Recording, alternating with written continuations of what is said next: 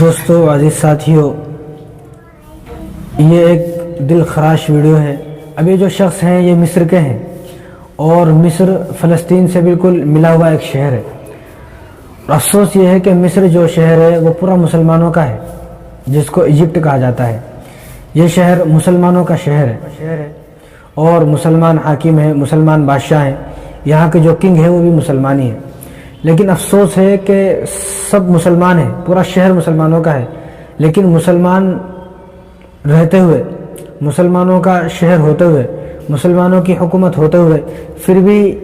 یہ لوگ فلسطین کے بھوکے مسلمانوں کی مدد نہیں کر سکے۔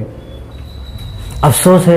ہے ان لوگوں پر۔ پتہ نہیں ان لوگوں کا کیسا ضمیر ہے، کیسا ان لوگوں کا ایمان ہے، ورنہ ہم نے تو دیکھا ہے کہ ہمارے یہاں پر اس دیش میں جس میں ہم رہتے ہیں، اس دیش میں کوئی آدمی اگر کسی کے دروازے پر جاتا ہے، چاہے وہ سچ بول رہا ہو یا جھوٹ بول رہا ہو، اکثر تو جھوٹ ہی بولتے ہیں۔ وہ یہ کہتے ہیں کہ میں نے صبح سے کچھ نہیں کھایا، کل سے کچھ نہیں کھایا، 3 دن سے کچھ نہیں کھایا، بچے بھوکے ہیں میرے، یہ ہے وہ ہے، طرح طرح کے بہانے لگاتے ہیں۔ حالانکہ ہم نے اس کو دیکھا نہیں، بھوک سے تڑپتا ہوا ہم نے دیکھا نہیں، اس کے بچے بھوکے ہم نے دیکھا نہیں، اس کا گھر کہاں یہ دیکھا نہیں۔ لیکن پھر بھی آپ دیکھیں کہ ہر آدمی کا جو دل ہوتا ہے بالکل نرم دل ہوتا ہے، وہ اس کی تھوڑی سی باتیں سن کر اس کی مدد کرنے پر آ جاتا ہے، تھوڑی سی باتیں سن کر مدد کرنے لگتا ہے۔ یہاں ہمارا یہ حال ہے۔ یہاں پر مسجدوں کے سامنے دیکھیں، مندروں کے سامنے دیکھیں، گرودواروں کے سامنے دیکھیں، چرچ کے سامنے دیکھیں، کچھ نہ کچھ بھکاری ہوتے ہیں، اور سب سے زیادہ بھیک مانگنے والے ہمارے مسجدوں کے سامنے ہوتے ہیں۔ اس میں غیر بھی ہیں، مسلمان بھی ہیں، سب طرح کے لوگ ہیں، اور خوب جو ہے 15 20 100 آدمی ہوتے ہیں جمعے کے دن بھیک مانگنے والے۔ ہم نے نہ کسی کو بھگایا، اور لوگ ان کی مدد بھی کرتے ہیں، نہ ہم نے یہ کہا کسی سے کہ ان کی مدد مت کرو، لوگ مدد بھی کرتے ہیں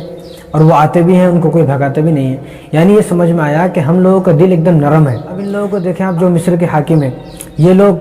کیسے ہوں گے، ان کا دل کیسا ہوگا، ضمیر کیسا سخت ہوگا، ان کو ذرہ برابر بھی فرق نہیں پڑ رہا ہے۔ حالانکہ وہ بھوکے مسلمان فلسطین کے، غزہ کے، وہ سامنے نظر آ رہے ہیں، سامنے وہ فلسطین کے بھوکے نظر آ رہے ہیں، اور کیسا بھوک سے جو ہے تڑپ رہے ہیں، اور بھوک سے جان نکل رہی ہے، کئی ہزار لوگ تو صرف بھوک سے مر گئے، لیکن پھر بھی ان کا ایمان پتہ نہیں کیسا ہے، کون سے کونے میں ان کا ایمان دفن ہو چکا ہے، جو ان کا ایمان ظاہر نہیں ہو رہا ہے۔ اب ان کو دیکھیں، اب یہ شخص ہیں، ان کو دیکھیں آپ، یہ بوتل میں آٹا بھر کر، چاول بھر کر، دال بھر کر، جو بھی کھانے کا سامان ہے، راشن وغیرہ بھر کر جو ہے وہ سمندر میں پھینک، اور ہر بوتل کے ساتھ انہوں نے ایک معافی کا الفاظ لکھا ہوا ہے، ایک معافی کا الفاظ انہوں نے لکھا ہوا ہے کہ ہم معافی چاہتے ہیں، کہ ہم آپ کی مدد نہیں کر سکتے، ہم معافی چاہتے ہیں کہ ہمارے حاکم ایسے ہیں، نہ ہم وہاں جا سکتے ہیں، کیونکہ سارے بارڈر سیل کیے ہوئے ہیں، سارے راستے بند کیے ہوئے ہیں۔ اب سارے راستے، سارے بارڈر جب سیل کیے ہوئے ہیں، بند کیے ہوئے ہیں، تو ایک آدمی وہاں کیسے جائے گا؟ نہیں جا سکتا ہے۔ اور یہ جو شخص بوتل پھینک رہے ہیں، آپ کو جو نظر آ رہا ہے، ان کا نام عبد الفتاح ہے، اور یہ مصر کے رہنے والے ہیں، اور ہر بوتل کے ساتھ معافی مانگ رہے ہیں۔ اور یہ جو بول رہے ہیں، ان کی زبان سے جو الفاظ نکل رہے ہیں، اس کا مطلب یہ ہے کہ ہم مصری بے بس ہیں، ہمارے ہاتھ بندھے ہوئے ہیں، ہماری زبان بندھی ہوئی ہے، ہمارے راستے بند ہیں۔ انہوں نے کہا کہ ہم یہ چاہتے ہیں کہ جو کھانا ہے سمندر کے ذریعے سے کسی نہ کسی طرح اللہ تبارک و تعالیٰ ان بھوکے جو فلسطین کے مسلمان ہیں ان تک پہنچ جائے۔ اور انہوں نے آگے کہا کہ جس طرح اللہ تبارک و تعالیٰ نے نوح علیہ السلام کو طوفان سے بچایا، اور جس اللہ نے موسیٰ علیہ السلام کو دریائے نیل سے پار کرایا، جس اللہ نے حضرت یونس علیہ السلام کو مچھلی کے پیٹ سے نکالا، تو وہ کہتے ہیں کہ اسی طرح ہم اللہ تبارک و تعالیٰ سے امید رکھتے ہیں کہ جس طرح یہ سارے کام ہوئے، اسی طرح اللہ تبارک و تعالیٰ بھی ہماری ان بوتلوں کو ان مسلمانوں تک ضرور پہنچائیں گے۔ تو انشاءاللہ ضرور یہ بوتلیں وہاں تک پہنچیں گی، اور اللہ تبارک و تعالیٰ ان کی کوشش کو، ان کی جد و جہد کو اور ان کی محبت کو قبول فرمائے۔